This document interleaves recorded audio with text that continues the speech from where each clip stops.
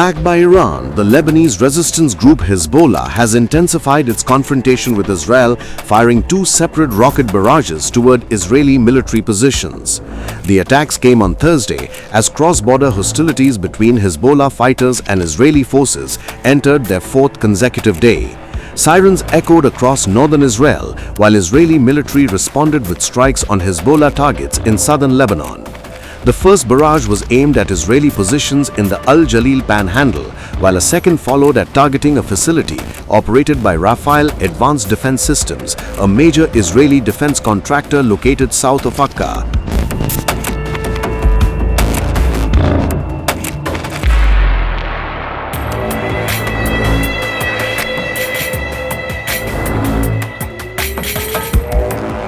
Notably, Rafael is among Israel's primary defense suppliers, developing systems including Iron Dome, the Spike missile, and the Trophy active protection system. Thursday's strikes followed a broad wave of Hezbollah operations on Wednesday that targeted several significant Israeli military and defense sites deep inside Israeli territory. Among the locations targeted were the Ein Shemer airfield near Hadera, which houses Arrow anti-ballistic missile batteries and Green Pine radar systems, the Iron Dome radar array at the Kiryat Eliezer Air Defense Base in Haifa, the Tel HaShomer military headquarters southeast of Tel Aviv, Haifa Naval Base, Ramat David Air Base, and the headquarters of Israeli aerospace industries in central Israel. On the Israeli side, its forces have struck across southern Lebanon, the Bekaa Valley, and Beirut's southern suburb, killing more than 10 people according to reports. Ground clashes were also reported along the border, which was confirmed by the United Nations, which reported UN peacekeepers in southern Lebanon said they had seen and heard clashes as more Israeli forces moved across the border. Hezbollah and its Islamic resistance are responding to the Israeli-American aggression, and this is a fully legitimate right. Naim Qassem, the chief of pro-Iran Hezbollah militant group, issued a blunt warning to the United States and Israel amid the expanding regional conflict over the Iran war. He declared that Hezbollah's Islamic resistance is responding to what he called Israeli-American aggression and warned adversaries not to test our patience. Qassem further said, for a year and 3 months, the Israeli and American enemy has continued its aggression. We adhered to the ceasefire agreement of November 27, 2024, alongside the Lebanese state, but Israel did not adhere to a single clause. Qassem noted Israel has killed around 500 people in Lebanon since the truce deal and violated more than 10,000 times from land, sea, and air. Hezbollah's Secretary General added that ceasefire achieved nothing in 15 months, and the fighters have now finally chosen to fight back to dispel any illusion that silence would bring calm. Qassem described the confrontation as centered on occupation and sovereignty. He also decried the Lebanese government's decision to act against the movement, in line with Tel Aviv's and Washington's interests. He said Israel is an existential threat to us and to the entire region. Hezbollah and its Islamic resistance are responding to the Israeli-American aggression, and this is a fully legitimate right. What they truly wanted was for this to become a battle. They push everything to the absolute farthest possible limits in it. Our choice is to confront them with an unwavering, desperate resolve, pushing to the absolute furthest limits, and we will never, ever surrender. We will defend ourselves with all our available capabilities and our profound, steadfast faith, no matter how immense the sacrifices may ultimately become. Qassem's warning came after the Lebanon-based group intensified attacks on Israel to avenge its attack on Iran. On March 3rd, Hezbollah said it had struck the Meron Air Surveillance and Operations Management Base in Israel, targeting one of the radars and a command building.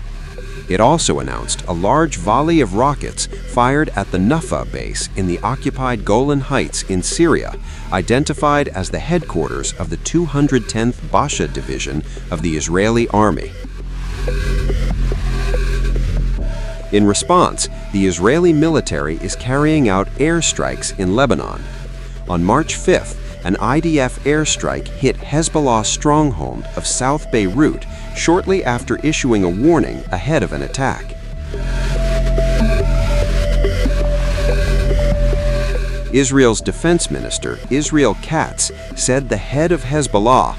Katz said that Qasem would end up like Iranian Supreme Leader Ali, and Hezbollah will pay a heavy price for firing at Israel. From tonight, you will essentially be dividing your attention between the primary deterrence, which will remain the main one, and that is the strike against Iran, and also Hezbollah in Lebanon. We will absolutely make sure that Hezbollah will indeed pay a very heavy price for every single thing that it has done. Regarding the recent firing towards Israel, we will not return to the rules from before October 7th. We will not allow an exchange of fire. We will strike Hezbollah very hard. Naim Qasem, the head of the Hezbollah terror organization, will discover that whoever follows Khamenei's path ends up like Khamenei at the bottom of hell, along with all the fallen of the axis of evil. Following the Prime Minister's explicit directive and my personal instruction to the IDF to act with considerable force against Hezbollah without diverting our attention or the full intensity of the primary operation, the roar of the mountains against Iran. Hezbollah has released what it says is its first video showing an anti-tank guided missile strike targeting an Israeli Merkava tank in the town of Tal Nas in southern Lebanon. The footage appears to show a direct hit on the armored vehicle near the border zone. The release marks a significant moment, signaling Hezbollah's renewed anti-armor operations in the south. Activity south of the Litani River suggests Hezbollah has re-established an operational footprint in southern Lebanon. Recent attacks involving rockets, drones, and precision-guided missiles, alongside anti-tank strikes, point to a restored level of command and control. The pattern indicates more than isolated incidents.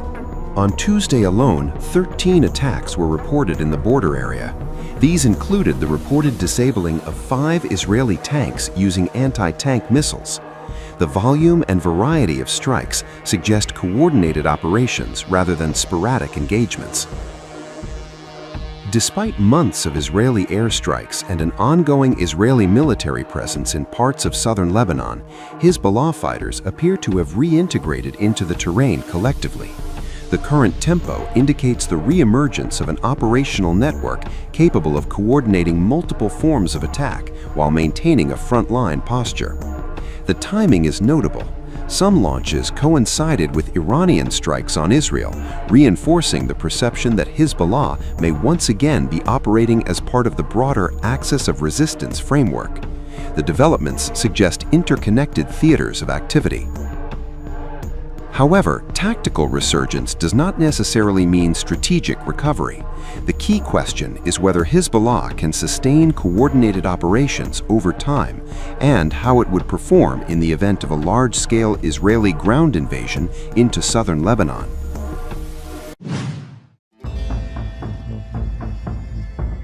Hezbollah has released dramatic new footage of fresh strikes on Israel. The video shows rocket launchers emblazoned with portraits of Ayatollah Ali Khamenei as the group claims responsibility for fresh attacks on Israeli military bases in northern Israel and the Golan Heights. The images come amid a sharp escalation across Israel's northern front.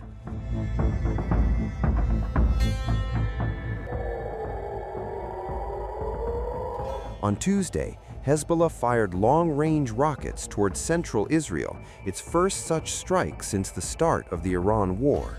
Sirens blared across Tel Aviv and the Haifa region as 3 rockets were launched. Israel's air defenses intercepted 2 projectiles. One landed in an open area, causing no injuries, according to the Israeli Defense Forces. Within an hour, the IDF said it destroyed the launcher used in the attack.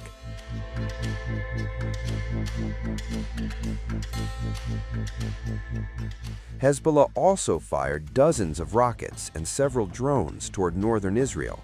One rocket struck a home in a border community, injuring one person.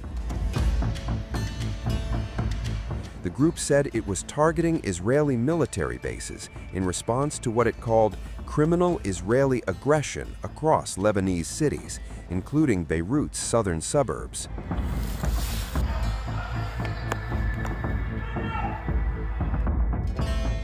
Hezbollah further claimed it shot down an Israeli drone and launched anti-tank fire at Israeli Merkava tanks near the border villages of Kfar Shuba and Kfar Kela.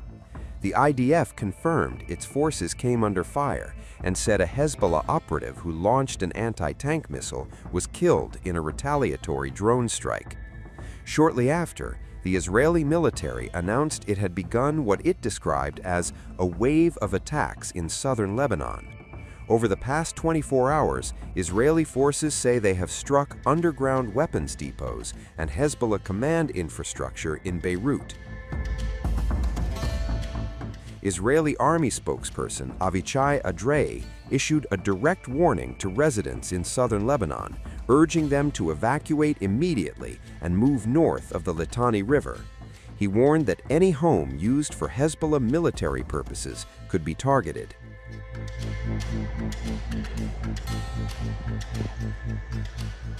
The escalation comes as a leaked U.S. embassy cable reveals Israel had already raised alarm bells about Hezbollah before launching joint strikes on Iran.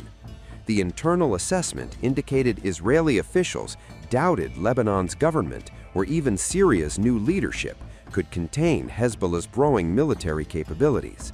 The cable also highlighted Israeli concerns over increasing Turkish military entrenchment in Syria, describing it as a potential strategic threat along Israeli northern border.